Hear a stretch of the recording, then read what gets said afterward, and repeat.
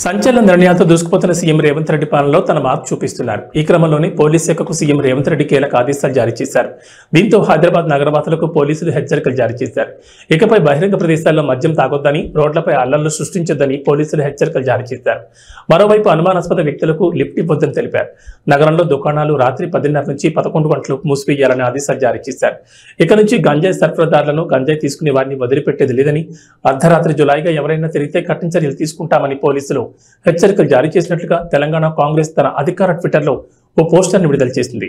హైదరాబాద్లో ఇటీవల హత్యాయత్నాలు జరగడం, పలుచోట్ల భూమి తగాదాలు, ఘర్షణలు, పట్టపగలు, రాత్రిళ్లు దొంగతనాలు లాంటి వరుస ఘటనలు చోటు చేసుకుంటుండడం, రాత్రిళ్లు పలుచోట్ల యువత బైక్ రేసింగ్లతో రచ్చ చేస్తుండడం, గంజాయి వినియోగం విపరీతంగా పెరిగిపోతుండటంతో సీఎం రేవంత్ రెడ్డి నగరంపై ప్రత్యేక దృష్టి సారించినట్లు తెలుస్తోంది.